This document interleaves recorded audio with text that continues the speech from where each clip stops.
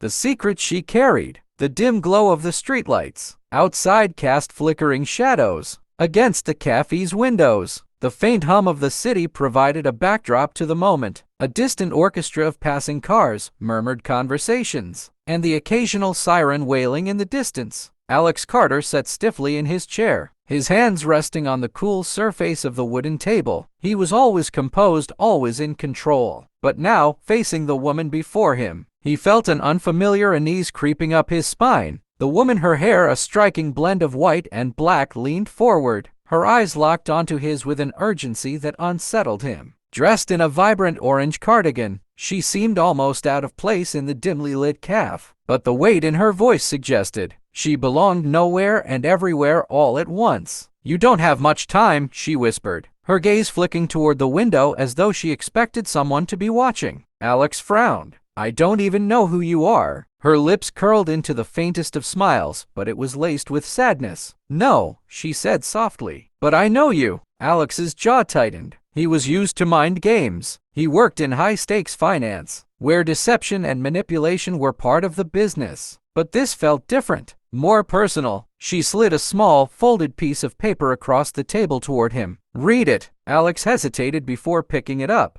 The paper was old, its edges slightly yellowed. As he unfolded it, his breath caught in his throat. The handwriting was delicate, slanted, familiar. His eyes scanned the words. "Dearest Alex, if you're reading this, it means you've begun to uncover the truth. We tried to protect you, but we knew this day would come. The answers you seek are hidden where it all began." There was no signature, but he didn't need one. He recognized the handwriting. It belonged to his mother. Alex swallowed hard, his mind racing. His mother had died when he was 9, a car accident. That's what he had been told. But if that were true, how was she able to leave him this note? He looked up at the woman. "Where did you get this?" "I was there the night she disappeared," the woman said, her voice steady but lined with something heavy. Alex's hands clenched into fists. "Disappeared? She died in a crash." The woman shook her head. "No, Alex, that's what they wanted you to believe." A chill ran down his spine. "Who are they?" She exhaled, as if the weight of what she was about to say had been pressing on her for years. "The people who raised you in the shadows. The ones who made sure you followed a carefully orchestrated path. The Order." Alex frowned. "The Order? What the hell are you talking about?" "They've existed for centuries," she said, "controlling governments, businesses, even history itself. They operate in silence, pulling strings from the shadows. And your mother, she knew something they wanted buried forever."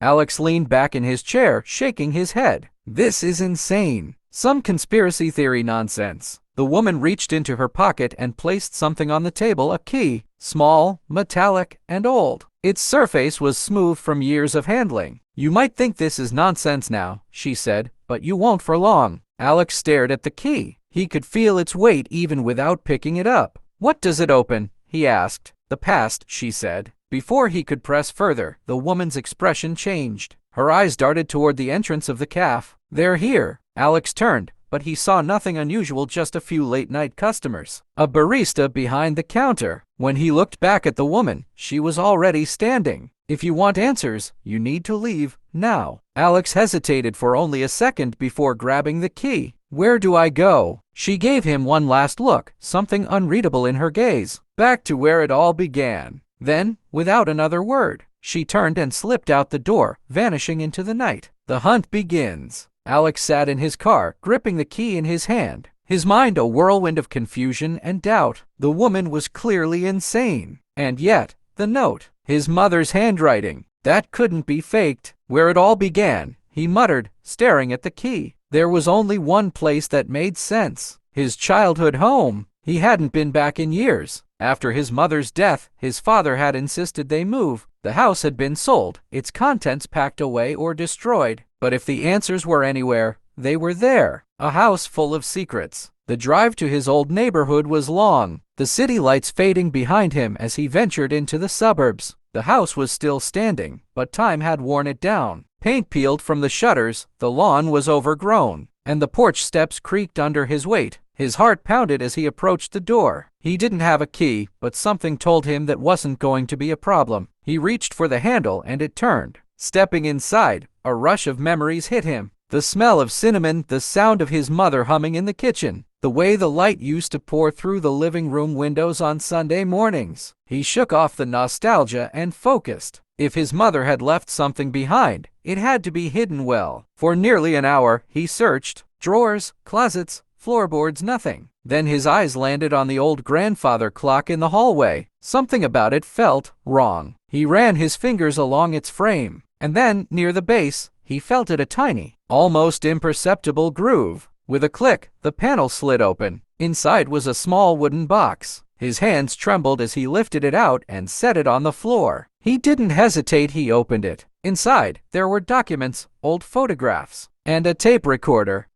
He picked up a photograph. It was of his mother smiling, holding him as a baby. But standing beside her was a man he had never seen before. And then he saw what was written on the back. "They are watching. Trust no one." A creak sounded from the floor above. Alex's breath caught. Someone else was in the house. Hard hammering, he grabbed the tape recorder and backed away. He needed to get out now. Another creak. This time, closer. Alex turned, clutching the box, and ran. The chase begins. As he sprinted toward his car, a dark figure emerged from the shadows. "Mr. Carter," a deep voice called. "You should have left the past buried." Alex didn't stop. He jumped into his car, slammed the door, and peeled out of the driveway, his tires screeching against the pavement. In the rearview mirror, he saw the figure watching him. They knew. They had always known. And now, they were coming for him. To be continued.